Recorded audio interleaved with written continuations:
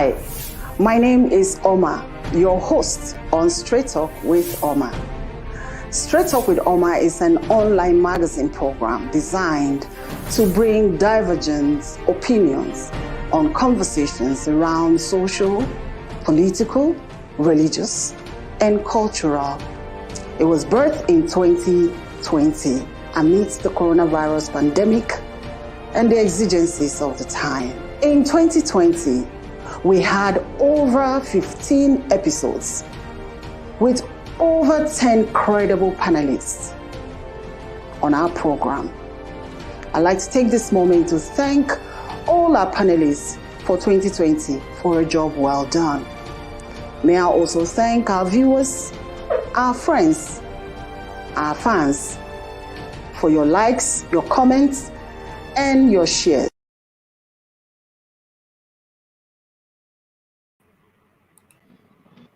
Hello, everyone. Good evening and welcome to Straight Talk with Oma. My name is Oma, your host, and I hope you're doing well.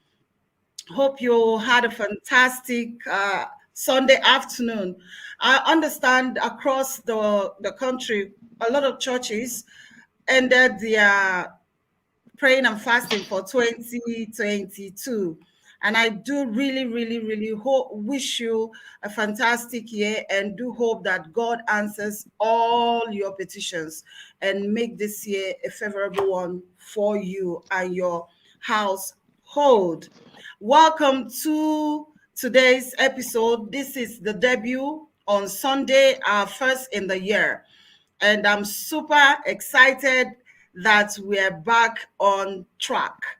And today, let me first to maybe not an apology, but to give the information that we played again our old jingle, and that's not because we were not able to make a new jingle. We did, but it's just difficult to upload. I've been battling with this with my account on StreamYard, so I'm hoping that by next episode we'll have the new jingle play.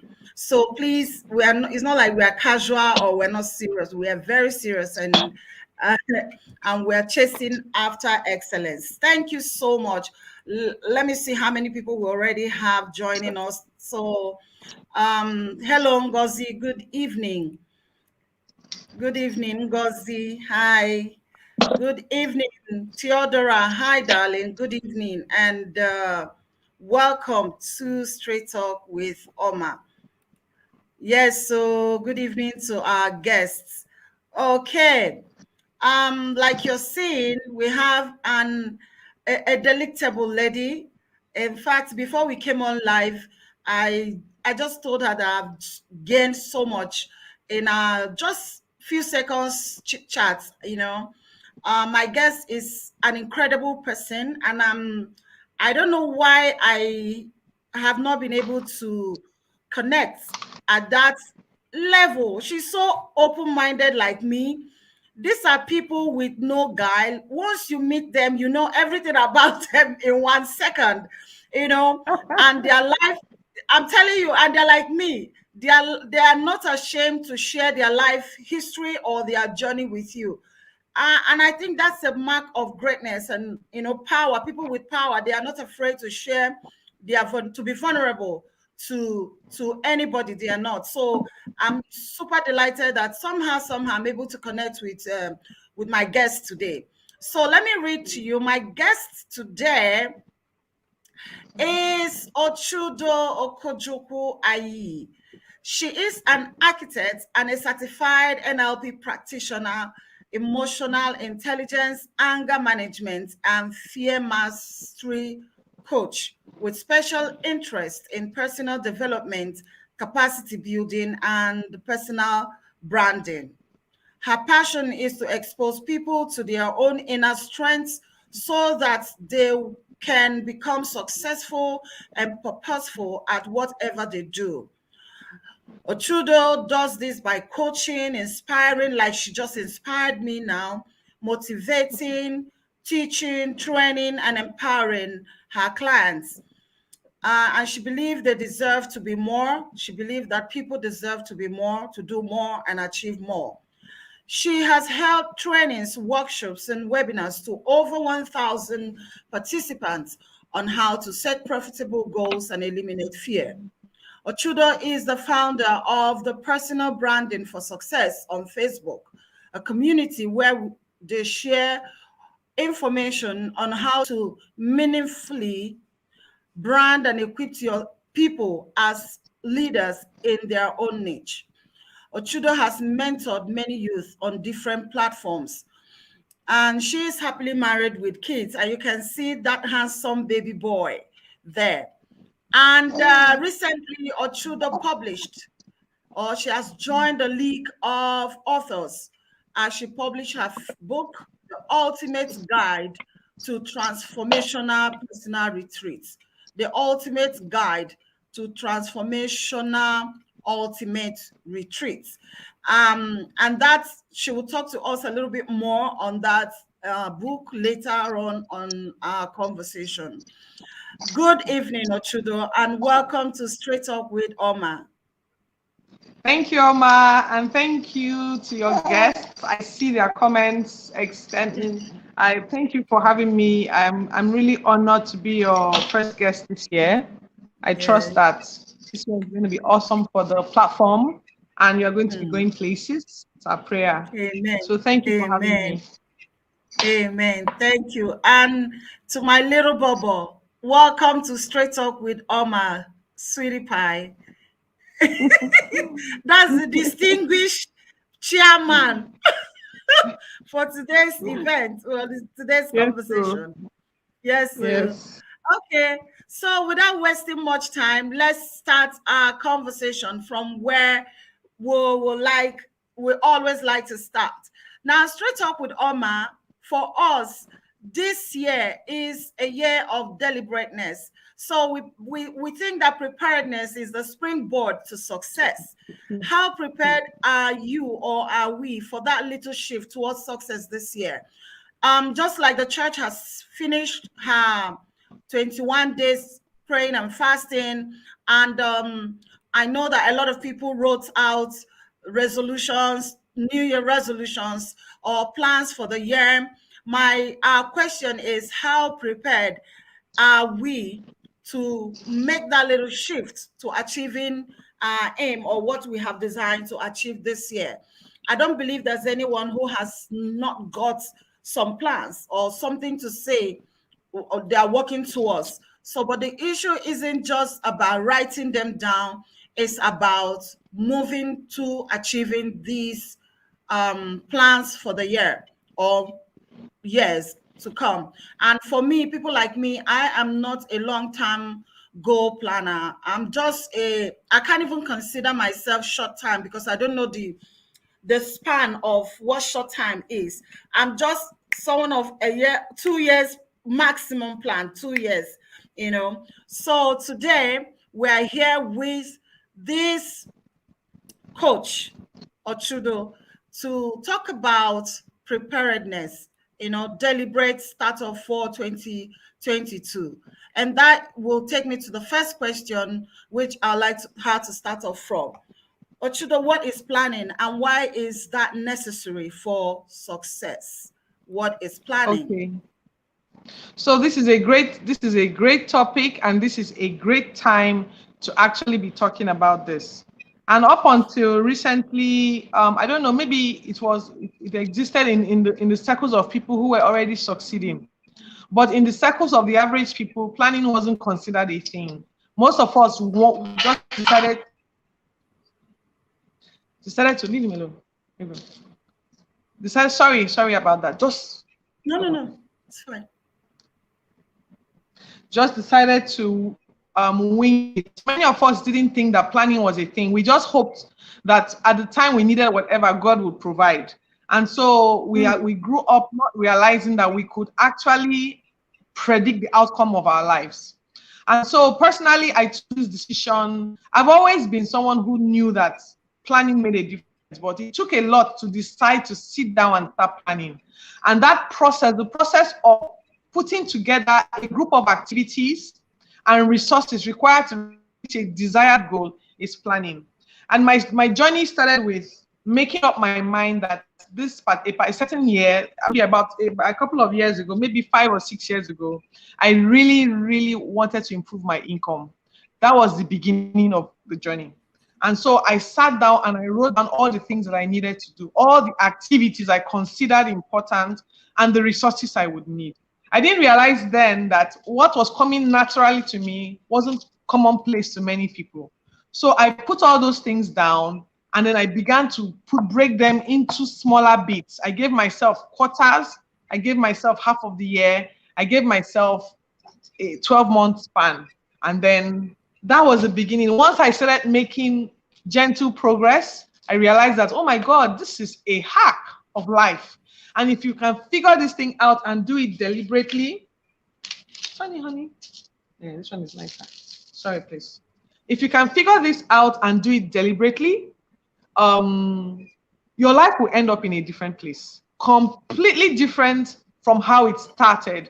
So that was my journey. So I'm going to repeat again. What is planning? You asked what planning is. Planning is the process of putting together activities and resources required to achieve a desired goal, required to achieve a desired outcome. That basically is what planning is. So you can plan in different aspects of your life, as Ifeoma will be guiding us through. You can plan different aspects of your life. And with the questions she asked, I'll be able to help you break down different things and how you can plan around those things. Okay, the next question I would like to ask, and hello viewers, please, if you have any question for my guest, please do leave your comments. I will bring it up to the screen for her. She will be able to respond to us.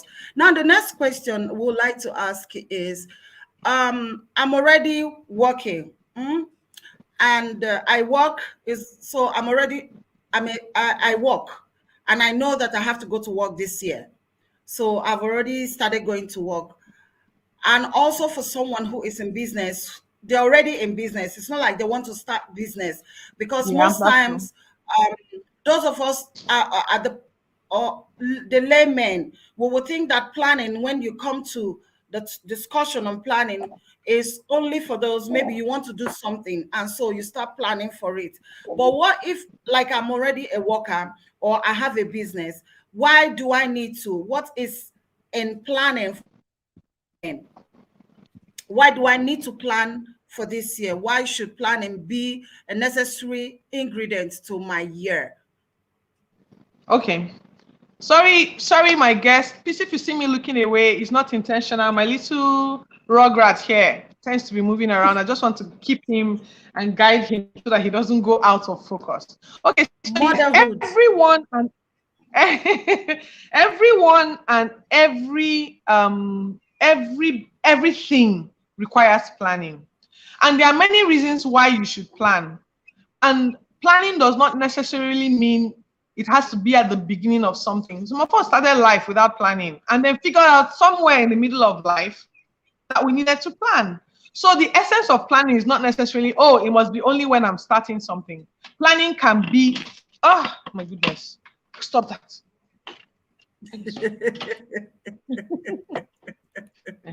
That one. Sorry. Planning can be at any stage. So why do we need to plan? Why is planning a critical success factor? Because it's a critical success factor. Critical success factors are the 20% of things you need to do. They produce 80% of your results. That's what's called the Pareto principle. So planning is a critical. Karim, make him let him play there. Go to your sister. Sorry.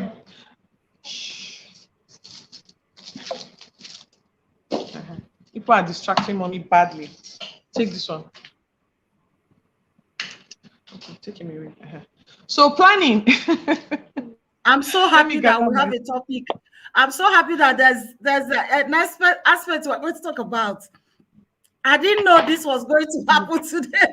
Why putting that topic? So I'm so super excited, especially I'm actually happy.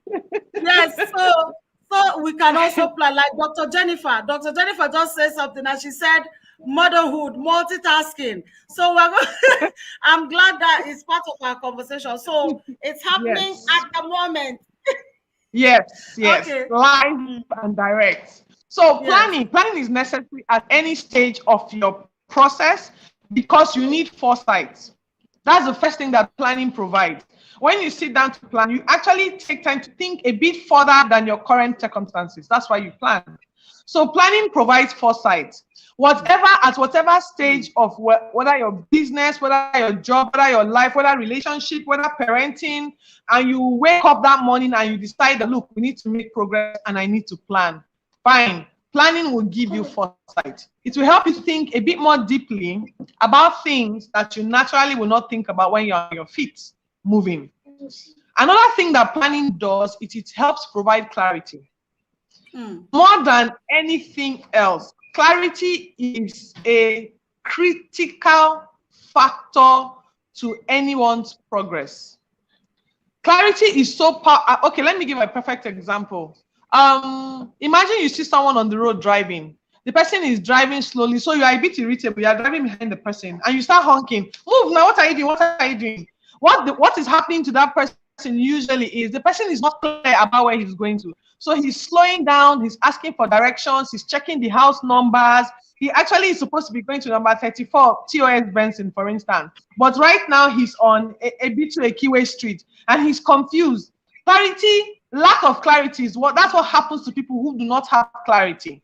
Now, if he was sure of where he was going to, if they told him that you are supposed to be at TOS Benson number 25, for instance, and he's sure of the place, there's no delay. He just moves straight to that venue. He can speed, he can be talking on the phone, he can be driving, he can be doing many things, but he's going there without distractions, without any delays. Why? Because he's clear about where he's headed.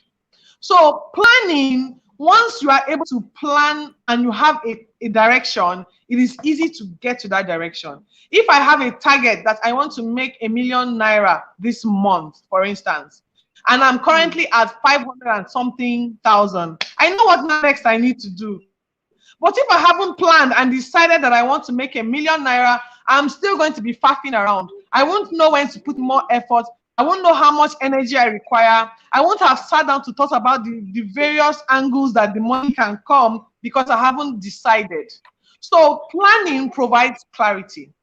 Planning provides clarity.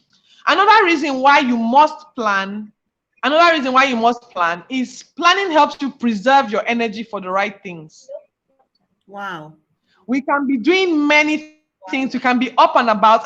I'm someone that is full of energy, but when I plan, like today, I knew that I was going to be on Oma's show, Talk with Oma today. I knew that, okay, I'm going to be on this show today. I need to have a bit of energy so that I can express myself well.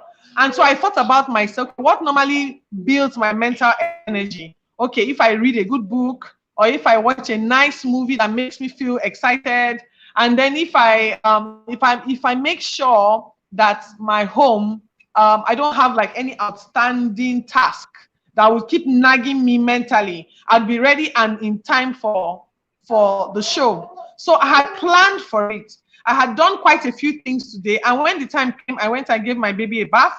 I fed him, I put him to sleep. It was quite a bit of a disappointment that he woke up just before the show started. He was supposed to be sleeping through it all. And that was planning, okay? So it helped me conserve my energy so that today I could really connect with Oma and the audience in helping share what I know about planning. And then finally, planning helps you focus. Focus is a derived acronym from follow one course until successful. Planning can give you focus. If I know what I want to achieve, I'm not easily distracted by other things. So even if my baby decides he wants to do Superman today, I have a focus. That is to make sure I finish this show in good time and share value. So this distraction, I've prepared for it today. I prepared for it mentally, planning. So that's what planning can do for you. Thank you so much. Okay, let me drag you a little bit into into the matters of faith and Okay, planning. okay. Yeah. So we, like now, like I said earlier, there are many churches have just concluded 21 days, and to some, there is a continuation to maybe 50 days, or to some 100 days praying and fasting for the year. Yes. So, and what is there a place you can marry the two? Should I Of just course, pray of and course. believe without planning, or should what? Because this is important, especially for the now. So, with Yes. having prayed, what do I need to do? I still need to plan, Okay. or just leave it First for off, God? okay, so what I hear you asking is there a scriptural basis for planning? Are we just imbibing a scientific approach because we're modern people, or is there something that God tells us about planning in life? Is there a word for it? Oh yes, God is the ultimate planner, the ultimate architect, the ultimate designer, the ultimate God is a planner. And if you remember that scripture, oh God, I forget now. I think it's in Luke. But let me not disgrace myself by calling the wrong verse. But it says, which of you wants to build a house and will not first sit down and count the cost, so that he knows if he has the resources to finish it, so that they will not laugh at you. It was Jesus himself that said that scripture. It was, thank you, yes, follow one course until successful, Jennifer. It was Jesus that gave that. I think it's either Luke 14:3 or so. I can't remember. God, please forgive me if I got the verse wrong. But which of you, having decided to build a house, will not first plan? That is Jesus himself talking. So however it is that we're going to go through life, there is room and in fact a place in success for planning. It means that you can pray and you can wish, you can hope, you can speak, you can affirm, you can fast, you can do many things if you do not sit down to plan. I It is can not the devil claim. that will Can I destroy you. You claim? can I claim. can You claim can it. claim. I can. Yes, you can claim it. If you do not sit down to plan, if you do not take time to engage your faculties, engage the resources around you, you are already Dr. Jennifer designing has. yourself Dr. to Jennifer, fail. thank you so much. She has 1428. provided. Thank you. Thank you, Jennifer. Thank you. So I knew it was 14, but I couldn't remember. 1428. I hope I don't forget. Leave him. Just give him. Just give him. Play with that. So yes, Luke 14:28. That is God admonishing us to plan. So somewhere in how we inherited faith, or how we learned it, or who mentored us when we became faithful, the impression was given that planning was a work of flesh. It is not a work of flesh. Planning is a work of spirit. Yes. I'm ready for people like that. I'm always ready. You understand? Now look at when the Israelites were going, when the Ochudo, Israelites so wanted lovely. to take down Jericho. Let's talk now. When the Israelites wanted to take down Jericho, what was that thing they were doing around it? What was that? What was that going around the Jericho walls 7 times and another day 7 times? Didn't God give him the plan ahead of time? He said, look, this is what I want you to do.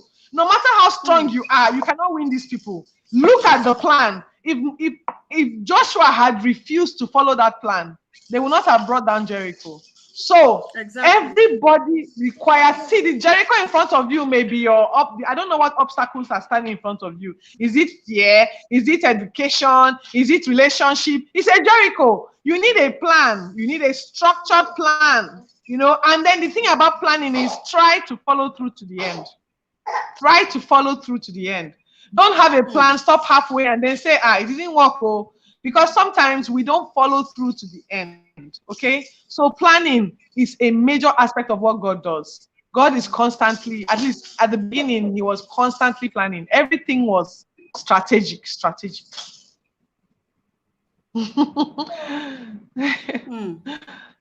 Jennifer is, I'm not with my glasses, so I can't really read what is written. Jennifer is saying clearly. She was still talking on the issue of the program fasting. She said, multiple programs, overindulgence in weekly programs, wrong timing of activities during productive hours.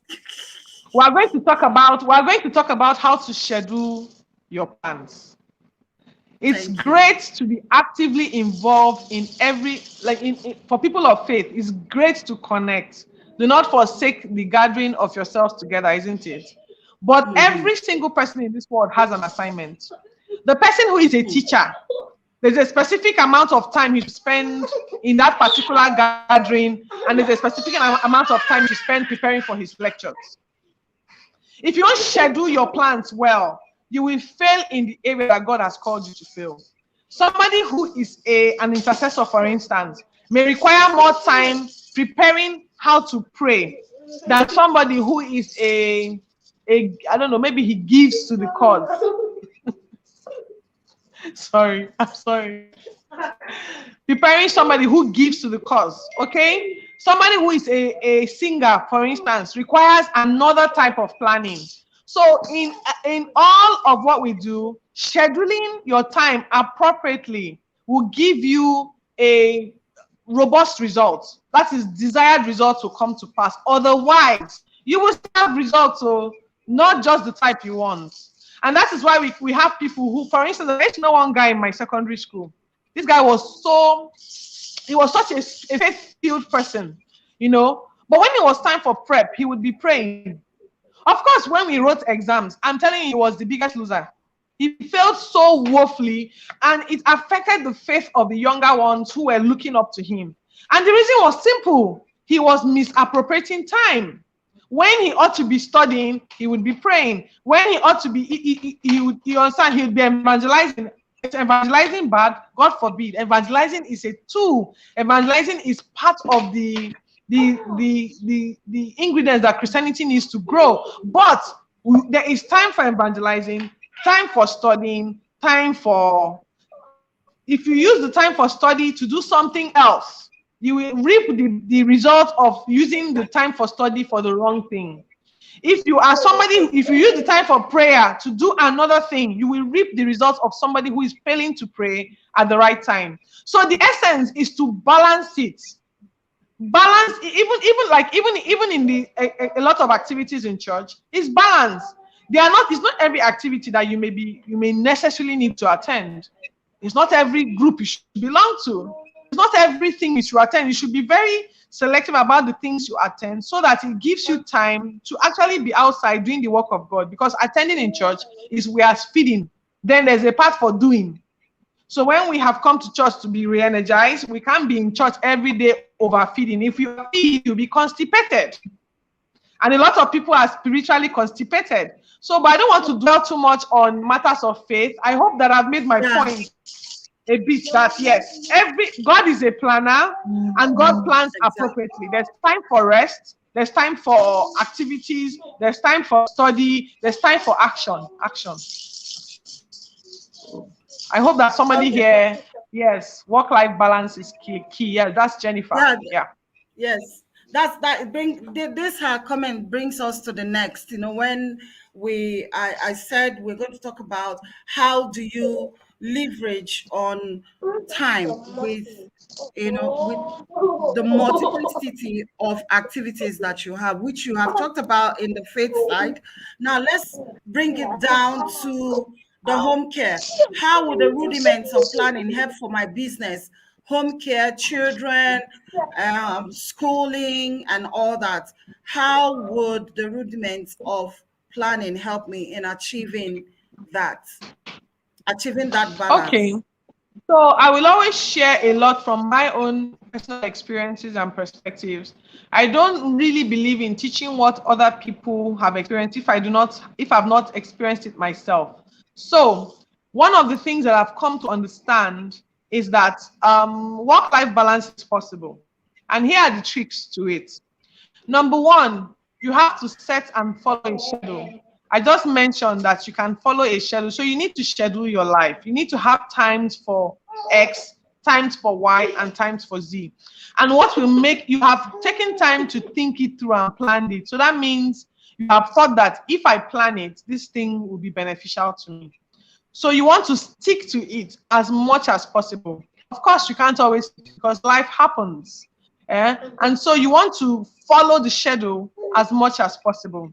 Another thing that I've come to recognize as a major tool for work-life balance is to have boundaries. I used to be, well, let me not even lie. I still bring work home, but not the kind of work I used to bring before.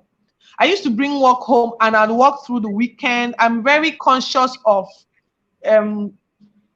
not disappointing people when I have things to do, if I have something to do. So I'd bring work home and the work will completely interrupt my weekend and it will seize time that is reserved for my family. I'd spend it doing office work. So I began to set boundaries. One day I just decided that I don't think this is working. I'm no longer going to bring work home. If I have extra work to do, and if I'm going to bring work home, let it be less than 10% of the entire work year. So I gave myself that target that it shouldn't be more than 10% of the entire work year. And then I set boundaries. I made it very clear at my place of work that I will not take work home. I can stay back a little bit later than usual to do the work, but I will not take it home because I know that I will not give it my best, or I will not give my family my best. So you want to set boundaries for work-life balance. And then another thing about, my husband always says this to me, you need to segment your life. You need to segment your life. That's because I bring home the stress from work and carry the lack of sleep to the office, yes. And when I get to the office and I say, I'm cranky. Don't you know I didn't sleep last night? But then when I come back from work, instead of me to shed all of that so I can be there for my children and listen to all their fairy tales, I say, you don't know what my boss said to me today. Don't stress me. Everybody should not stress me. So I was constantly allowing things to encroach on one another. And it was robbing me of a lot. My mental state, my health, my children. They started liking my husband more. I became like a grouch. Because I didn't know how to separate when things from each other. My husband would talk, and then eventually I noticed that one day I followed him to his office. They were just throwing stuff at him, 1, 2, 1, 2. I said, you don't mean it. So this is how your life is in the office. And he's like, yeah. I'm like, wow. I say I'm a learner. And you don't bring my husband does not transfer aggression at all. He comes home, no matter how much load we want to put on him, he will collect it. He will be stressed. He will do this one for this one. So I said, no way, no wonder these children don't like me like that again. Okay, we're going to separate these issues. I'm going to stop bringing the issues of work home. And then when I go to work, I'll also stop taking the issues from home to work. And I think it's working. I like the peace, the harmony I feel in my spirit. I like the fact that it allows me, I just feel a lot better. I'm able to handle the challenges better. And I don't take things personal anymore. It's working. So what do I say? That's number 3. Kind of like segment your life. Let's work life be work life. Let's home life be home life. Let's your life with your friends be life with your friends. Let church, and all of that. Try to separate them accordingly so that you can be in the moment anytime you have the chance. So that's one thing I learned. And then I don't know. A lot of us these days working from home has become a thing. And that is one thing that will not enable you to set boundaries. It's so difficult to work at home. It is difficult to work at home. Number 1, you want to know thyself. Sister, know thyself. I thought that work from home was like a dream come true. I have this huge library in my house that we built, and it's beautiful. I love that inner space. But now I have a tata. They can come in at any time. Like nobody cares that you're in your work mode. So I had to accept that, okay, while I like the idea of working from home, it's not working for me. But I found out that there are some people, they thrive in working from home. They thrive. So sister, brother, know thyself. If you're the kind of person that is distracted from what, because you will not let me work in the house. The next thing you say, let me just watch that movie, let me just take a short nap, a little sleep, a little slumber, a little folding of hands, a little watching Netflix, and poverty comes gently and pounces on you. So yes, know thyself. If working from home doesn't work for you, I recommend that you work outside home. You may not have to work 9 to 5. You don't have to work a regular 8-hour or 9-hour job. These days, co-working spaces are all the rave now, all over the world. People have this co-working where you go and share. So even if you have a job that does not require you to be in a regular office, but you are more productive when you are around workspace, you can go and rent a space. You can rent a space for a day. You can rent a space for 30 days. You can rent a space for 2 weeks, just to enable you work effectively. So know yourself. Know your somebody is saying crying. I can't see it very well. I just wanted to flash it and take it. Susan is not well. I wanted to flash it and take it out. Susan, stop threatening my guest. What's your you want to talk about this crying? Talk about crying. You mean like when children are crying or what in the house? Sorry now, you just say sorry. If the crying will not allow you work, you pack up and go and attend to the thing that they're crying about. Look, I found out that some of these things, they are no magic to it. In the situation meets you, you deal with it. You deal with it. If you work from home and your children don't let you work, maybe you need to work in the night. There are many ways around this thing. Know thyself. That's just the long and short of it. Know your proclivities, know what you tend to, know where your weaknesses lie so that you can capitalize on your strength. I personally, if I'm in a disorganized environment, it affects my work. I like neat, I like pretty, I like fancy. I like fancy places. I don't know if you're like me. Like if I want to think, and I feel like I need to be energized, I'll just go to one fine restaurant, just sit down there. After like 20 minutes, I tell you, ideas will start flowing. I'll start jotting everything down.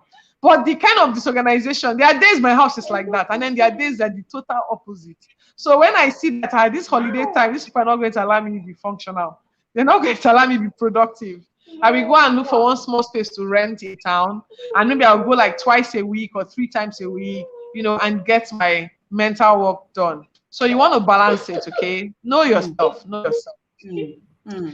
Okay. So what else? You gave me quite a bit of a list, right? Money. The children, and managing, also segmenting the children, their time also at the same time. School. Well, children thrive under structure and discipline. And I remember when my children were very structured. I use the word remember because somehow the lockdown altered our pattern a bit. We were home, not doing much, to keep the kids up. Normally, on other days, you would go on, you send them to summer school or something to do. This time around, we're all stuck with each other. So that's being together for long hours. It altered our structure, and it took us quite a while to get back on track. Children thrive under structure and discipline. If you give them a routine to follow, they would excel at following routines. So you want to set routines around your children. I personally, this year, so because I wrote the book about retreats, I normally take the retreats, but I would take the retreats in the maybe like February or March. But because I had written a book about retreats, I needed to retreat at the end of the year so that I'd have a bit of experience to share with people. One of the major things I did at my retreat was I sat down and drew routines for each of my children. I drew routines for my daughter, for my son. I drew routines for myself. I said, this is what you do when you wake up in the morning, because they would wake up in the morning, they want to eat first, they won't have their bath, they'll start playing computer games. Before you know it, afternoon has reached, nobody has had their bath. So I realized that we had to really allow the pattern and the discipline go. So I went back to the basics and I wrote routines for my children. So that's number one. Children thrive under discipline and structure. I made sure when they wake up in the morning, this is the first thing they do, then this is the second thing they do. Once in a while they will miss it, but after a while it will become second nature. Even when they leave my house, they would have a bit of that habit instilled in their subconscious. And that thing makes for a lot of productivity. So you want children to thrive around. Go on, I'm listening. Yeah, we're brought up that way. Even though Yes. for us that our parents weren't educated, there was no name to it. In fact, I'm just getting to have this name, structure and discipline. But we had structure and we had discipline. You wake Yes. up in the morning, you as a girl, you have to sweep the compound. You go to the stream, you come back from the stream, you wash the plates. Do you understand? And then you take your bath and get ready for any other thing. And I remember my mom, you dare not visit us in the morning. When you come as a friend to the house, my mom will ask you, don't you people have anything to do at home this morning? Exactly. Who goes visiting in the morning? Will you go to your house? Go and do something for your mom, Yeah. So, but like you said, after a while, parents, because we want to be woke, we forget that. So you have a home where the children are not discipline and there is no Yes. structure. They are all over the place, from jumping in the morning to the end of the day, and the mother will be shouting and shouting and shouting. You come back from work, you're shouting. So I really want you to talk more on that structure and discipline. I really want you to say more on that, because mothers or parents are listening. Okay. So thank you. Like I said, I took time during my retreat to design the structures that I wanted to see in my children. The fact that my children would wake up and in the afternoon, nobody has had their bath. It was really destabilizing for me. I couldn't imagine this happening in my house when I was young. So I was like, these children, first of all, they have to learn. Yes, darling. Sorry. They have to learn that these are things that they ought to be doing for themselves. So that is why I don't have a nanny that lives with me. This nanny thing is different for different people. This is just so that my kids at some point in their lives will begin to take responsibility for their own things. The dressing of the room, the dressing of the bed, the picking up after them, the toys, the fact that they just, come back from school, shoes and uniform everywhere. It's really your house will be untidy every time. And no matter how much people deny it, the cleanliness and orderliness of an environment affects your mental capacity. It affects your productivity. So your children need that kind of structure to thrive. When they start, if you give them study time, TV time, internet time, play time, you'll be shocked how well they play. After a while, I don't know why our guy is laughing. You need your children. He knows he's going to be under structure and discipline very soon. So let him enjoy this katakata now. So that's number one. You want to ensure that they are structured and disciplined. And then in today's generation, there's so much that is fighting for their attention. You can, I don't know. I knew that when we're growing up, some parents took it to the next level. They were extremely strict and they denied their children some good things. I don't know, the balance is necessary to balance it.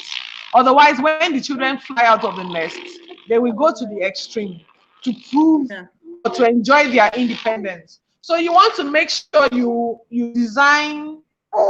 Sorry, you want to make sure you design your structures in such a way that it is interrupted with pleasure, joyful with a bit of play, a bit of parenting, a bit of parents and children time. My children love my husband because my husband is like their play buddy. Me, I'm mommy, and I'm trying to be a play buddy. But the moment they start acting up, I start saying, what's happening here? What's happening here? My husband is, on the other hand, calmer and knows how to manage them better. Me, I will just whack, and all the play will end. So you want to make sure you balance it. In structure and discipline is also play and be soft with them sometimes.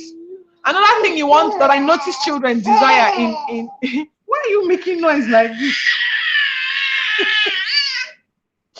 Another thing that parents should note, especially children, being a role model. I promise you, if I never said a word to my children about discipline, if I never scolded them or insisted they must follow what I do, if I act it out in my life, my children will follow me. If they see me wake up in the morning and greet everybody and dress my bed and brush my teeth and take a bath and then go downstairs and then eat and all of that regularly, they see it consistently, they will not need to be scolded, they will not need to be taught, they will follow suit. More than anything, children learn from watching us. Everything that we teach them goes into their subconscious first, the balance is there. It's when they are older, it begins to guide them. When they are young, they're just watching you. So I learned that to be, for instance, now, okay, for instance, my son is a preteen.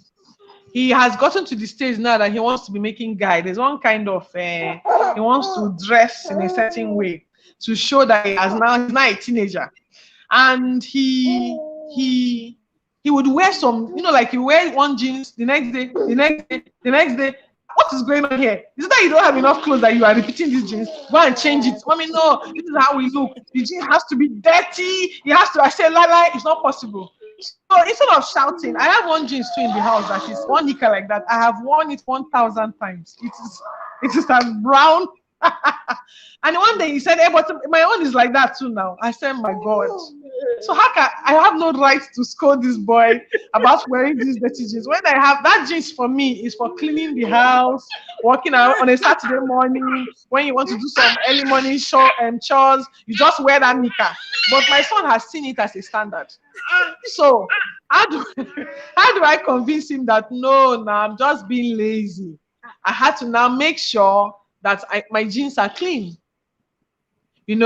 I have to make sure that my shoes are arranged properly, and before you know it, I had started making progress. You can't dress like this and go out. So anytime I'm going out now, I try to dress up. I used to be careless, but now I try to not necessarily like overdress, but just look neat and disciplined. And anytime they do anything, I'll say, do you see me doing this? Do you see your daddy doing that? So I don't know, except you're not a member of the family. So children also follow role model. They follow you. They follow how you talk. If you are the person that abuses people when you are driving, stupid idiot, you can say all you want. Don't talk to people like that. It's not godly. All that when you're talking is bad, but they will be repeating your words. They will say anything you say. They will disgrace you outside. The thing that you don't want your church people to hear, they will hear it because your children will repeat it in front of them. So you want to really be a role model. If you say you believe in God, let your children see you praying. If you say you are kind, let your children see your kindness to your nannies. The way you treat your drivers, let them see it. If you say you are patient, show it to your children. Before you know it, you won't need to talk about these things. Your children will follow suit. So being a role model is key to your plans for parenting. I set a routine for myself simply because I don't want to be shouting all the time. I will just say, go and see my routine and whether I've checked it out today. Have I done this? Yes. Have I done this? Yes. So it's very simple. If you're not a member of this family, you can continue doing what you're doing. If you're a member of this family, please follow suit and let us be going. So we're all people going. And then I really, really, really encourage my children. I speak to them like kings and queens. I hype them. I talk to their minds. I tell it when they annoy me. Before I will just shout. Now I will call them, repeat after me. I'll begin to say affirmations. I will say, I'm a great boy. I am a disciplined boy. I am intelligent. I say unto you, you'll be frowning and frowning till they'll start laughing. I will say, my nose is cute. Repeat after me, my nose is cute. I'm a kind brother. I'm a kind big brother. Till they start laughing. I told them that I will say who they are till they believe it. Anywhere they go, if anybody ever speaks anything negative to them, they will always remember mommy's voice in their ear saying, I am a disciplined child. I have favor. I am strong. I am handsome. I am pretty. I am intelligent. I am God-fearing. They will keep hearing all those things in their head till you cannot leave them again. So that my children will have right self-esteem. You know how self-esteem is so important to this generation. I remember when you were absolutely. Teenager, your image was everything. Everything. And our parents do not realize. You go to the village, there'll be one uncle now come and abuse you. useless. I don't know whether they think they're helping you better by making sure they don't hail you. I'm sorry, it doesn't work. I don't even allow them to talk to my children like that. Me, I'm the one that we fry them. But by the time I'm done frying them, they have apologized for that thing they've done, and they've gone around with a healthy self-esteem. So if you're the type that slaps children anyhow and calls them names, you're stupid, idiot, what's wrong with you, foolish. Anything you say, they become that thing you say. They become that thing you say. So you want your child to be the best in school, you have to talk to him the way you would talk to a child that is the best in school. You will say that thing till your child believes it about himself. After a while, he will start believing that truly I am like this. Initially, you think that they are hearing you, but they are hearing you. They are hearing everything you are saying. When they are sleeping, when they are awake, how you talk to them. Go on, Ifeoma. And you know, Ochudo, there are lots of adults walking around with injured self-esteem, with all injured over the place. self-esteem. And this injury is, I'll say 80% of this injury is caused by the parents during the formation years.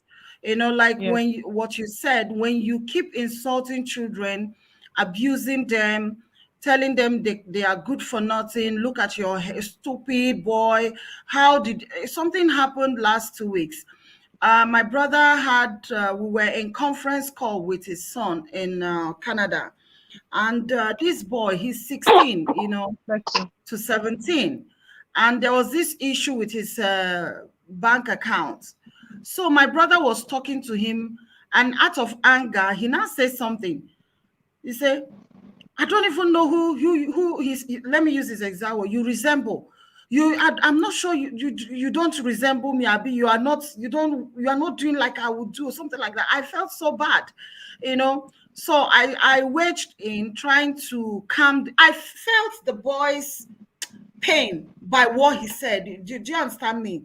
And so I stepped in and tried to, in my humorous nature, I now told him something. He started laughing, auntie. So after that, when we finished that conversation, I told my brother. So I called him back. I told him that, please let that day be the last time he will ever speak to that boy like that. He will ever ask him that or say that to the boy. I said, time has passed. For whatever the reason for your anger, you are justified by being angry, but you're not justified by what you say, by what you do with your anger. I always say that to people. You can be angry, which is okay, but you need to check what you do when you're angry. Important. You can't say that. It's very important. Because these boys out there's something you will say, you will lose him. Before you realize it, you've lost him. You won't see him again. I mean, whatever, he can be having conversation with you, but he's no longer with you. He won't say anything. You don't know anything happening in his life. He shuts you out. So, and I'm super thankful that immediately my brother said that he was just angry, that he's so sorry, that he will never do that. So I told him to call him and apologize and tell him that you are so proud of him. This is a 16 to 17 years old boy that left Nigeria all by himself in 2020 at 15 to Canada to start school. He's not a stupid boy. He didn't miss his flight. There was no escort, and the airline refused to because of COVID, they were not rendering any assistance. This boy left here to Canada. So he's not stupid. He's not a fool. He may make mistakes because he's young. He's just a child. He's not up to 17. So your high expectation. That's really awesome. That's an awesome child. I'm telling you. So he was sorry and called the boy, and we went back to conference call again, and he apologized to the boy. And the boy said, Daddy, it's okay. I understand you were angry. And I'm like, wow. So, a lot of adults, and mine, I have shared my stories, a couple of times on this show, how someone somewhere injured my self-esteem, battered it. at a point I couldn't recognize myself as a child. Exactly. I didn't. Because I went to live with you as a house girl, you battered it. You said I was not beautiful. There was nothing good about me. Look at your head. Look at this. And so I grew up thinking that really there was really nothing about me until I met another person who tried to tell me all that I am that I didn't know. And so this particular Oma now that everybody sees is just someone who God really loves to send her path. An angel who helped her, healed, and realize her potentials, who helped her become who she is actually. I used to ask people, how am I beautiful? I used to ask my sister when people pass, I would say, is that person fairer than I am? I couldn't say how fair I was. I didn't see. I wasn't seeing the beauty. There was nothing about me that I immersed myself in service because I then believe that by serving others, I could earn a little bit of approval. Approval. Validation. Exactly. Validation.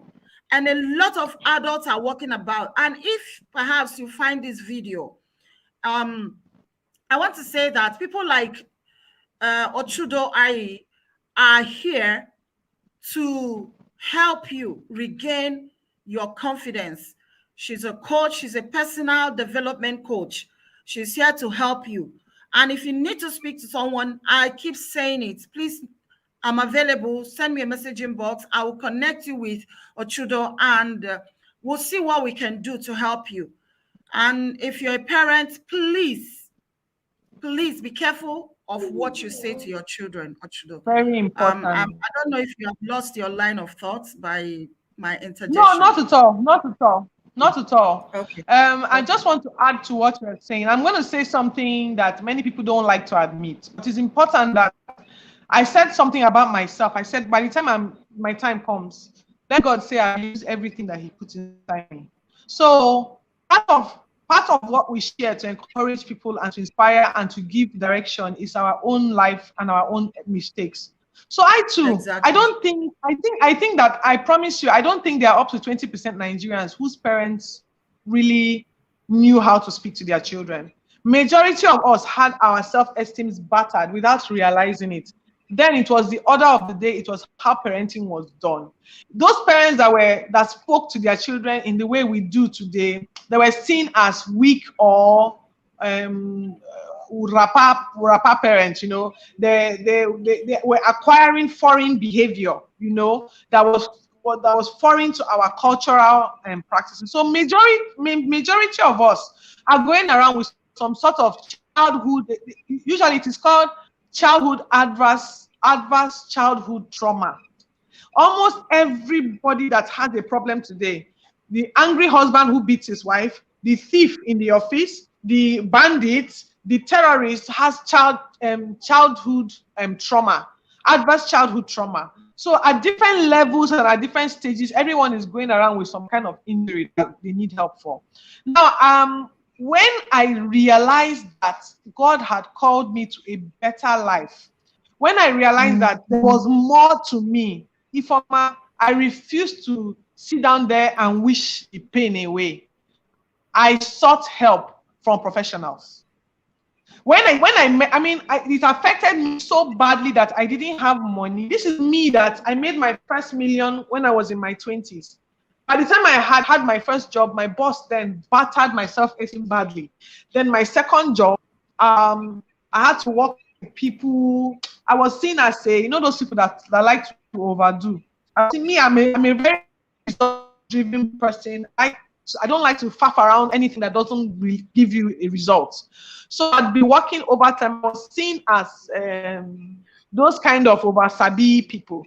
It really injured my self-esteem because I thought that by working very hard, they would like me more. I didn't realize that working very hard would make them even reject me more. So that self-esteem is showed up, especially around my work areas.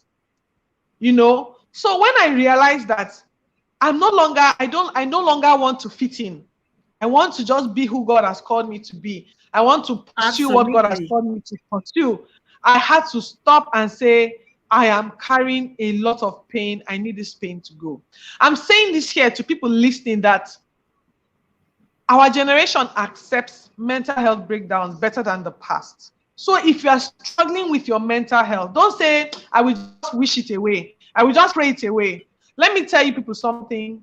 The pastor who is preaching from a pulpit, who is in the perfect will of God for his life, is like a therapist who is healing people, and that therapist is doing exactly what God created him to do.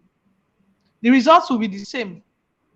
But if a therapist is standing on a pulpit when he's supposed to be in a therapy session, bringing healing, he will not produce the same results. So sometimes some of the people who are endowed with grace for your healing are sitting down in some hospital somewhere. They are sitting down as a teacher somewhere. The thing is stuck in one friend that you have seen finish because you don't recognize that they have your answer that will heal you. So please, if you need help, look for professionals. I can recommend you to people. I myself, I give therapy. I also give therapy. I help people with therapy. It's a very heavy load. Anytime I want to do therapy, I pray extensively, because when people come to you and they tell you all their issues, it's like a burden on your shoulders. You too, you have to be careful so that it doesn't hurt your spirit because of the pain that they share. So, but I'm saying this to say, please seek help from professionals. When I didn't have money because of how broken I was, I couldn't do anything to make myself prosperous in the sense of the word. I told them that I would pay little by little. Please just help me. I'm going somewhere and I need you to help me. If I can get rid of this pain, if I can deal with this fear, if I can catch this need for approval, I know that I will find what I need to pay you back. Some people, their payment, they eventually did not take it. My success became their story. They were, that kind of thing. And then others that still wanted me to pay, I found a way to pay. So be ready to invest in your healing, people of God. Be ready to invest in your healing. Be ready to invest in your healing. There's a part of scripture that says, buy the truth, sell it not. It means that sometimes the thing that you need, you have to pay for it. I just put that there to help anyone who may be struggling with some level of broken self-esteem and somehow doesn't understand why sometimes you need to find a professional who is wired, who is gifted, who has been endowed by God to help you in that area. Okay? So thank you, Ochudo. So let's run. Okay, so let's talk about financial planning. Let's talk about financial planning. The culture, or financial planning. How do I plan my year financially? How do I gain financial planning? How do I plan? Okay, so two main things are involved in finances, right? No, three actually. How you use the money that you make, how you save the money that you make. Yes, darling. How you use the money. Do you want water? Take water. Okay. How you use the money that you make, how you save the money that you make, and how you want to even make money in the first place. How you want to make the money. So you want to save, you want to start by attacking how you make your money. In financial planning, right? You need to be clear about, you need to have an idea at least how much would be worth making in any year. It's important to be realistic. Do you know why I say this? Because somebody with one stream of income that brings in 25,000 every month can tell you, I want to make 100 million. How? But they don't have the capacity, they don't have the skill, they don't have the attitude, but have given it as a financial goal. So you want to make sure that any financial goal that you have given yourself, if you don't have what it takes, you are prepared to do what it takes. If you want to make X amount of money, you want to make sure that you have put in place, or you are planning. This boy has cut my hair. This boy has cut my hair. You are planning to put in place the instruments required for that. For instance, if I tell myself I want to make 20 million this year, and currently I have looked at my capacity. My capacity is anything that I'm doing, all the streams of income I have. If all of them were to generate the resources I require between now and the end of the year, will I get the 20 million? If not, I need to increase what I'm doing. Okay? So you first of all want to determine what you are able to make by looking at where you currently are. That's number one. Number two, you want to have a savings culture. If you remember the story of Joseph and Pharaoh, when Joseph was brought on board and they asked him, so what do we do since you say this famine is coming? He's like, take 1/5 of all that you earn and save it from everybody. So 1/5 is 20% of everything that you earn. So you want to save a minimum. I used to do a minimum of 10% because I read that in the Richest Man in Babylon. And that's when I learned about that. I wasn't married, right? And I applied the 20.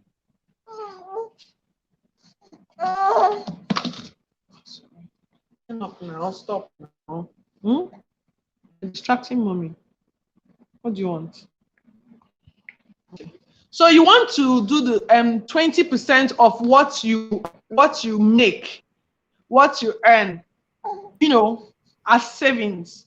But then recently, I told you before I got married, I used to do 10% of everything that I made, whether money in a salary, whether money from business, whether a gift from anybody. Anything I did, it was a blanket mindset. Just like I paid tithes on it, I also saved 10%. That gave me a head start.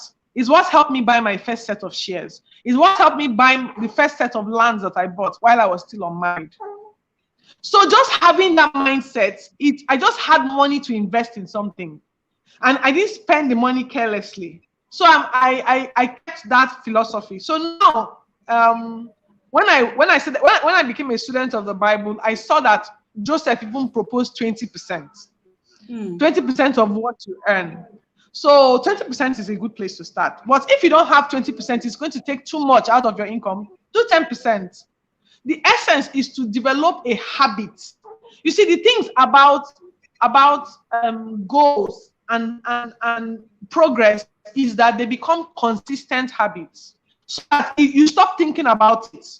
It becomes a habit. So you start with 10%. Some people, if you don't do 10%, start with 5%. Just start with something, right? So that you can always have extra for something. I know that many times a lot of people live from hand to mouth. So no time for savings. But I promise you, the moment you put your mind to this thing, take it that you are earning 10% less than you're actually earning, or 20% less than you're actually earning. Now, let me even spoil the store show for you. If you are already in your 30s, your late 30s, your 40s, and you don't have a robust savings account, please change that 20% to 30 or 40%. Don't say, let me save like my 12-year-old son. You will not. My 12-year-old son, if you know how the law of compound effect works, compound effect is like progressive geometric progression. So it's 1, and then it's 2, and then it's 4, and then it's 8, and then it's 16. There's a point it will get to the thing will just compound. Now, if my 12-year-old son starts saving 10%, he can save a reasonable amount of money for investments by the time he's 30. But if I start saving 10% now, I will reach 70, I will reach 80, I will still not have as much money as my son. For me to even break even, I need to save a whole lot more. And many of us, yes, Many of us are already behind schedule. Because the money that you require to live off when you are in retirement, the way they do it in public service, you are going to be poor already. You are already behind schedule. You are going to start looking for your children and looking for neighbors and looking for deals and looking for things to survive because you didn't plan your life well. So you see this financial thing, it's a major hack. If you can hack your finances, if you can hack saving and knowing how to save, and I don't just mean save in the bank. Under savings, you have how to invest your money as well. You know, because when you save money, it's so that you have a certain percentage to invest. If you can do that, you are already going somewhere. At least I'm talking from experience. Some people that you are seeing, they have just learned to live beneath their means. That's all. You cannot believe how rich they are. And some people that you are seeing that they're intimidating you. They're making you feel like you have not started. All they have is what is on their body. For you to have the kind of confidence you want to have and not care what people think about you, you have to pay the price now to put money in the bank where it's supposed to be. You see those confident people that are not threatened by flashy people, it's because they have something. It's because they have something talking in the bank. So they're not afraid of you. So you want to save money. Yeah, they're not afraid of you. So you want to save. You want to have money. By the time somebody wants to do like you don't know what I use, they come here. Let me tell you what I can do for you. We're not made again. You want to pay that hard price. And when you are paying the price, you don't need to prove to anybody anything. Put the money down, put it to good use, let it compound, and then get ready to start reaping the benefits. By the time people see the money you have an iceberg under. That's how I live. I tell myself that by the time anybody sees anything about me that suggests that I have XYZ, there's a whole lot more underneath that thing that you will not see. I don't even care. I have children, grandchildren to leave it for. So you want to save. Then finally, you want to deal with your spending. You want to plan for your spending. I don't know, but me, I have always spent less than what I earn. I somehow trained myself. I just don't have the fever to follow trends. I feel like if I have enough money, I don't need to. I'll be setting trends instead. If I'm interested in trends. Otherwise, I don't have pressure to spend money on things simply because everybody else is spending money on things. So I spend generally. The rule is spend less than what you earn if you can afford it. If you can't afford it, spend what you earn, but save something. At least do one of the two. Do one of the two. Always make sure you are spending something, you are saving something, but you're not blowing all your money. Always make sure. Okay? And then, like I said previously, investment is a powerful way to spend your money. You know, before I used to think everybody had to run a business. I thought everybody had to run a business. Everybody had to have a side hustle. Then I met somebody. You know, I did a series in 2019 on mindset for wealth. And in that series, I merely shared the ideas and mindsets that I got from wealthy people. And I met this guy. He has a regular job. He has no side hustle, but he has over 2 billion. What exactly is the secret to this? He said investments. So I realized that it's not everybody that needs to have a hustle. If you're not working for business, don't kill yourself. Learn to invest. Investments can yield. So you want to be very careful where you put your money.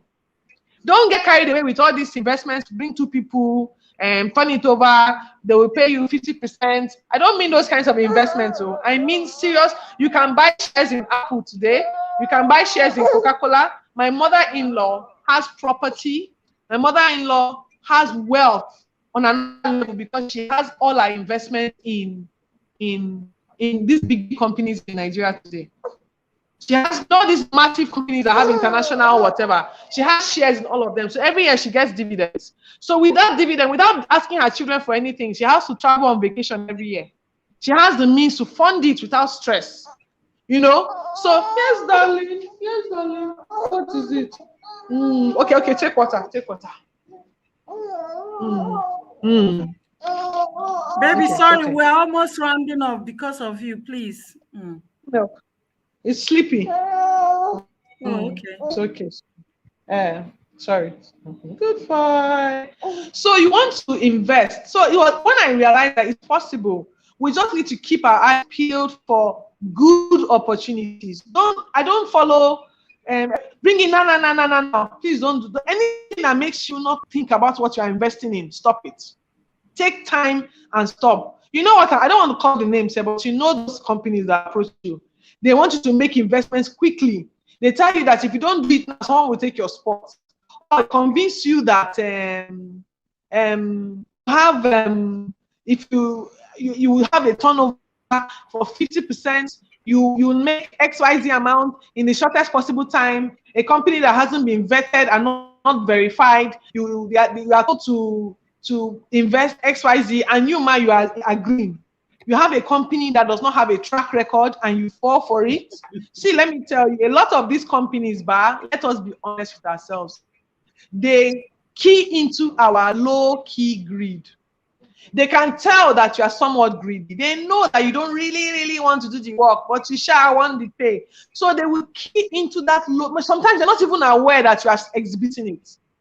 So they key into it and they convince you to invest in something, and you go and put all your money and then you say, I was street. No, at the back of your mind, something told you were doing the wrong thing. It's greed. I'm sorry. Yes, exactly. I had to be honest with myself. Let me tell you a story, Former. I normally pride myself, and I hope people here will learn from my lesson. I try to, when I say these harsh things, I try to share my own experiences. So I had been working, I'm an architect, right? So sometimes I have jobs that take me in and out of town. I happened to go out of town to do a job one day. While I was out of town, a phone call came from somebody whom I knew to be out of the country. And the person made a request that they needed money for XYZ. The person spoke so convincingly that I was like, oh, for this person to ask me, this person must really need help. But they just paid me for this job. Oh, you don't understand. They just paid me my money. I was looking at my check and I was preparing to come back home to my new husband. I don't think my husband and I had been married up to 3 months when this thing happened. Wow. So he said, I need the money, but I should not worry. I shouldn't worry that he was going to send a parcel. Now, this particular person, he normally used to send gifts. He's like a bigger to me. He used to send gifts from time to time for my sisters and I. So the person said, oh, I'm going to send this thing, but I'm going to send a whole lot more so that you can sell it and make some money. That low-key greed kicked in. I was like, wow, the money that he's offering to give me is more than the money I'm loaning him. So I went ahead and I sent the money. I was looking at the check. I went ahead, I cashed the check of money I had not sat down to even thank God for, and I paid this person. When I eventually came back home, I told my husband this is what happened. My husband also felt, okay, for this guy to have asked you, we know him. He's not the type to trick you. Then he called in the evening. He said, go to DHL. You are going to receive something. I went to DHL, nothing. Instantly, I started asking myself, Ochudo, wait to. Did this person really call? How did this person even know all these things about you? Oh, I've been scammed. Then the next thing, the clown now called me that night. That is sorry, the thing was delayed at the something. Can I just pay a little money for another money? Ha! I said they have scammed me. I told the man, don't you ever call my line again. However, that lesson was learned for life. So I say this to you not because I'm saying because I'm better than you or I'm like sharper or wiser. It's because I've fallen for it before. And one of the experiences you can have is when you either learn it from someone, the thing pinched you somehow, or you learned it yourself, either from your experiences. So when it comes to investing, you want to invest wisely. You can invest in a lot of startups that have track records, that have proven success rates. I really discourage all those all those group things. I discourage them. Me, I like as much as possible, stick to traditional routes, and then of course, any route that is new, make sure you have several people verify it. See, you are the one that will suffer if you don't do your due diligence. So don't wait for people to do due diligence for you. Plan when it comes to your savings, your spending, and how you make your money. Plan for it. Plan for it. Sit down and decide, how many additional streams of income can I afford to add to what I'm already doing? How many of them, if I enter this one, what is my projected income? Will it be worth it? Because sometimes some income will come, but it will take too much from you. So you have to balance it, you know. I hope that this has helped somebody with their financial plans for the year. I have taken a lot of time for my financial plan, so I hope that this has helped. I hope to. It has really helped me too, you know. It has really helped me, especially on the saving part, that from late 30s and above, you need to up your saving, the percentage of your savings. And so if you already do not have, if you already did not have, yes. Or if you already used to save from when you were 12 years old, you can continue saving the same way. Okay. So if you already do not have, okay. So is there a time? Oh, let me leave that question. Let's hurry and round off. Let's talk about fear. Let's talk about fear. Fear, I know, is something that limits a lot of people from pursuing anything, like even savings. You need courage to start savings. You need courage because fear will not allow you to save, you know. So fear will not allow you to think of investment. Even when you know you have done your due diligence, you know that everything is in order. There's always this fear of the unknown, fear of tomorrow. Oh, Nigeria is going to catch fire tomorrow. What happens to my money and all that? So, and I know that in your book, it's one of the major contents that you tried to elaborate on. That's fear. Yes. So yes. I want to talk about fear, the limitations it can pose to a successful living. Okay. First of all, let me shock some of you. I don't know if you're students of the Bible, you may be familiar with this, but if you're not, do you know that there's a scripture? In that scripture, they say, these are the people that will not inherit the kingdom of God. They talk about liars, adulterers, and all those normal things that we know. We have grown up with them. Then in the middle of it, and they put cowardly. Hey, you mean that ordinary fear, they have grouped you in the names of people that are like bandits and terrorists? And they say you will not inherit the kingdom of God? That's a serious matter. That means that fear is like an abomination. It is enough for God to say, put this person with those people that killed people. You are the same with them. You are a coward. You are fearful. That was when I knew that I had to conquer fear. My life, everything I do, I'm riding on fear. This book I published, I am riding on fear. Every day. So there's a chapter of the book that deals with taking stock of your past. It is so that you can actually analyze where you truly are objectively, because fear shows lack of information. Fear shows that you don't have enough information. That is why you are fearful. Fear shows that you don't have enough knowledge. That is why you are fearful. Fear shows that you know that you don't have enough resources. If you know everything you need to know about when you are going to die, you will stop being afraid. The reason you are afraid is because you don't know.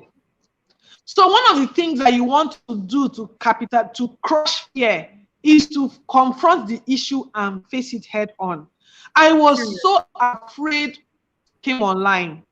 I was afraid of what people will say, how they will look at me, whether they will write this one, what they think, how, and all of that. So I was feeling everything. And then if anybody even made a negative comment, it's almost as if I needed prayer and fasting to drive away the feeling of fear that wanted to me. However, like I told you, I'm being honest. Like I told you, when I discovered that God detested fear to this level, that He took me along with murderers, that means that I really can't go around in the realms of the spirit and fear will be all over me like this. So we have to close our eyes and do it, right? So I put out myself out there. I said, if I'm going to die, let me just die. You understand? But one of the things that I now did was I sat down and analyzed every area of my life. The book I wrote, there's a section dedicated to taking stock. In that taking stock, I help you figure out to ask yourself specific questions that you are afraid to even ask. Because if you confront it, you will be afraid or ashamed of what you will see, or you will be shocked by what you see. If you ask yourself questions and you confront those issues, nobody can use those things to terrorize you. So in the book I wrote, I have a lot of trigger questions. I lot of trigger questions. See, I ask questions like, for instance, let's use relationship, for instance. Maybe there are specific people that I really, really wanted to be in friendship with. But when I began my journey of this thing I'm doing, they began to act like they were embarrassed by what I was doing. And I didn't want to confront it. I didn't want to see it for what it was, that they were actually people who didn't have vision. They were, what they call them now, NFAs, no future ambition. They were around, these are people that they're not even my friends, just acquaintances. But they had this no future ambition behavior. They just wanted to be people laughing around, talking about the problems in Nigeria. And I wanted to move forward. And yet they were trying to, So when I sat down to go on that retreat, I began to ask myself, what value does this person bring to my life? What value do I bring to this person's life?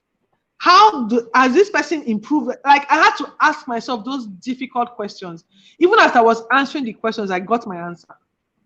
By myself, I didn't need anybody to tell me this relationship is not a relationship worth investing in.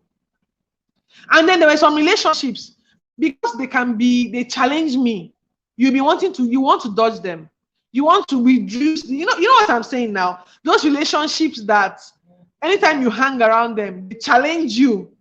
They show you that you're not doing enough. You want to act like they're doing too much, But that relationship is feeding you and making you a better person. I had to analyze those relationships, and I recognize which ones are worthy of attention, which ones are worthy of me investing my time, and which ones are not. So, as much as we try to do everything, confronting the issues that make us afraid are super important. Fear will never really, really go away. If you heard my bio when she was reading it, Ifeoma said, I'm a fear mastery coach. I took time to go and do fear mastery, not because I wanted to teach people, but because I wanted to understand the root of fear and how to conquer it. And I took time to understand that fear has root causes. And once you can identify the root causes, because you become aware, then you start to make progress. Anything that you have exposed in your life loses its hold over you. The time you will be afraid again will be the next thing that you don't have enough information about. So do not be afraid. Do not be afraid of what you don't know. Brace yourself up for it. Do your due diligence, study, get yourself well informed, get yourself knowledgeable, and you will lose the fear. You will lose the fear of that thing. Like I said, fear never really goes away. You can only manage it. If you're afraid of X, there's still Y waiting for you. If you conquer Y, there's still Z waiting for you. Don't even be deceived. All over the world, all these people we admire, they are constantly working in fear.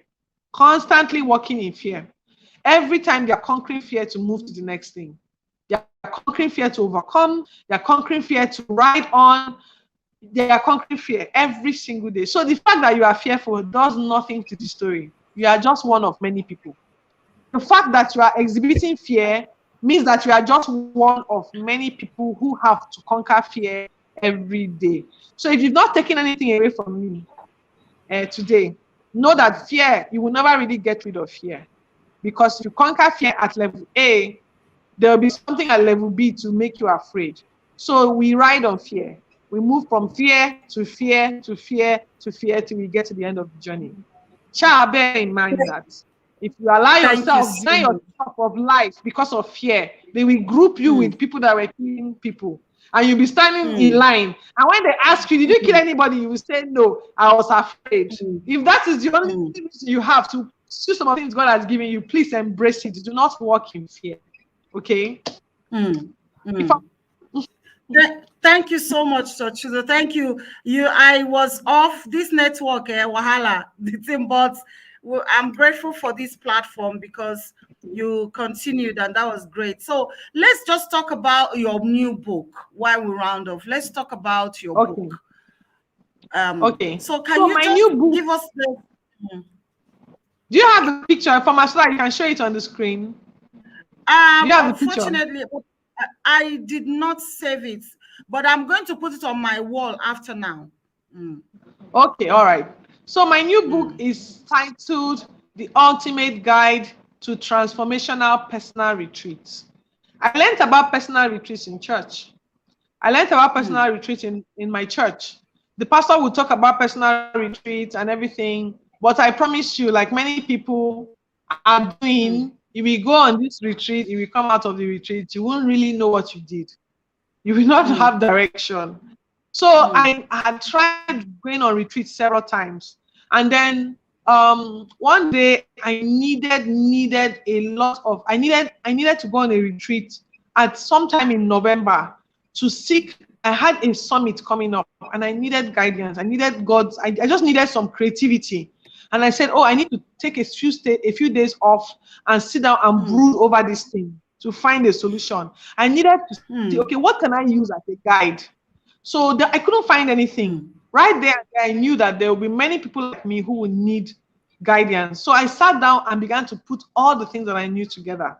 I did some research. I attended a mentorship organized by Professor Lambo, and he asked us some other questions. But those questions, the way I answered them they were very deep for me.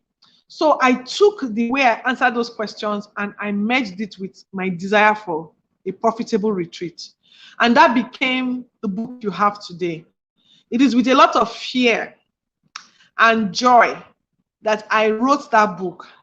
I decided to put it in hard copy so that a lot more people in Nigeria can have access to it. It talks about how to go on a personal retreat and benefit from it. I don't want to waste a single hour in any fake retreat doing anything if I cannot make tangible progress. So that book is going to be helping you identify where you currently are. It's going to help you know what you are doing wrong. It's going to help you know how to plan for your future. It's going to help you know how to conduct retreats that are sensible. It's going to help you. Now, it focuses on specific life areas. There are certain specific life categories that the retreat deals with. And those categories are the categories that people use to judge you today, to determine if you are successful or not. So the book goes on to show how to apply the information that you receive during your retreat, how to apply it to your life. So you want to get the book. It's currently, yes, you want to get the book because I found the book, the information they're very beneficial, and that's why I'm sharing it with the world. And currently, it's going at a discounted price of $3,500. The price is actually $5,000, but I've been giving it away for $3,500. I think the last day is tomorrow, $3,500. So if you place an order here, you will get the discount for $3,500. It's an easy to read book. I wrote it in such a way that even teenagers can benefit from it, because I intend for my children to begin to undergo personal retreats. I intend for my children to begin to take. Jesus was 12 years old. Come on now. Jesus was 12 years old when he started making sense, you know. So my son is not too young to plan for his life. Savings, that planning, that preparing, all of that is done during retreats. The book, I showed how to do personal retreats, how to do group retreats, I didn't really talk much about corporate retreat, but I introduced it there, the origins of retreat and what to benefit from doing a retreat. This retreat will help you deal with areas like your finance.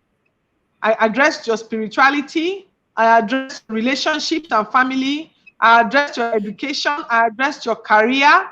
I even addressed legacy. We're not too young now, Ifeoma, to start thinking of what we want to leave behind. We don't need to be 60 years old and in retirement to have that plan. So I've also addressed how the kind of questions that would ask you to get you thinking about the plan. And so when you get the book, tell me what you think. So if you're on this platform right now and you want to place an order for the book, I'll leave the details with Ifeoma, and you can place an order. Remember that the deadline for the discount, it has been running since December.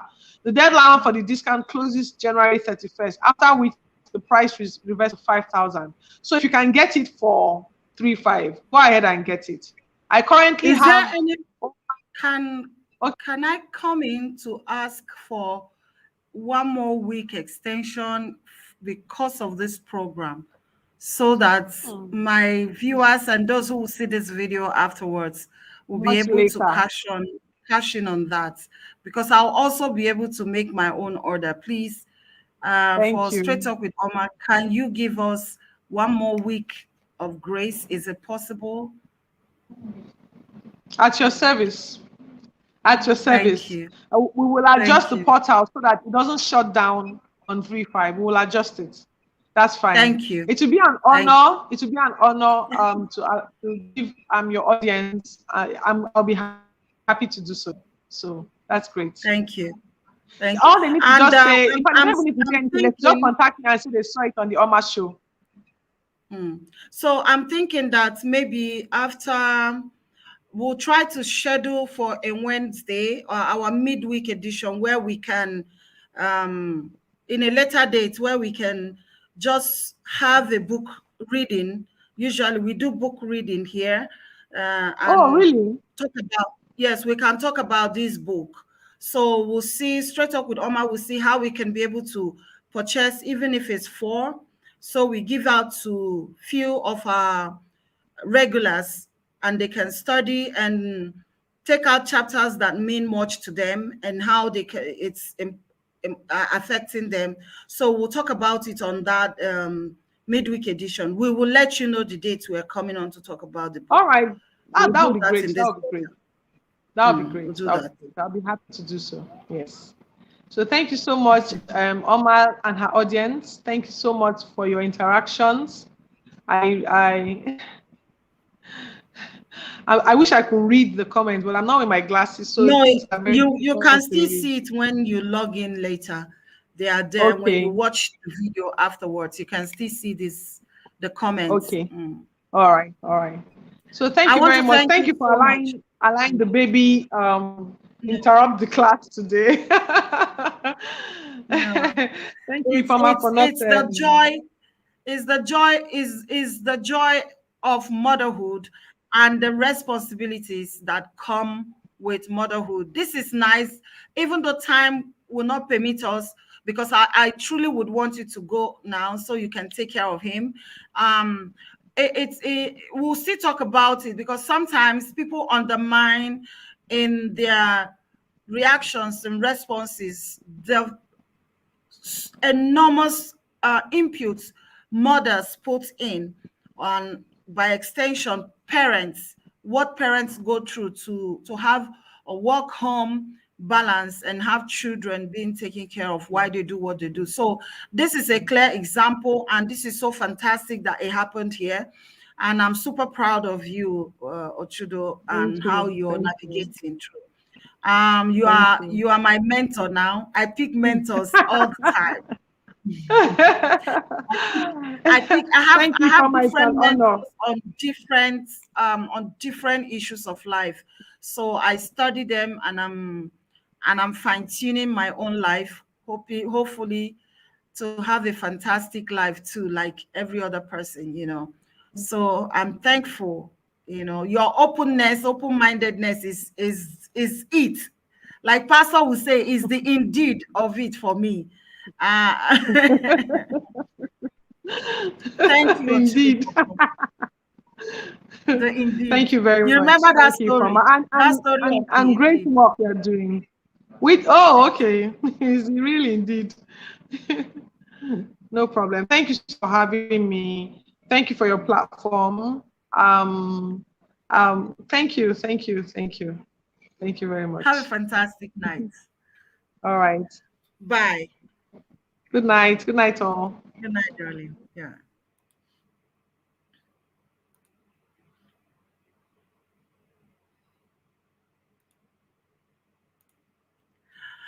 Wow, what a night. What a night. Thank you so much, my fantastic audience. Thank you. Thank you, guys. Thank you so much for being with us to this time. We have gone 11 minutes or 10 minutes off of our time. But I want to thank you all for joining us. And I promise you that this year is going to be a fantastic year for us from Straight Talk with Oma. We have life-changing conversations lined up for all of us. And I promise you that there will be no episode that will be just it for you. It will be informative, educative, and all. And this year, actually, we are going to have good success, tangible success. That's my prayer. Have a fantastic night. And this is yours, Oma, signing out. Bye.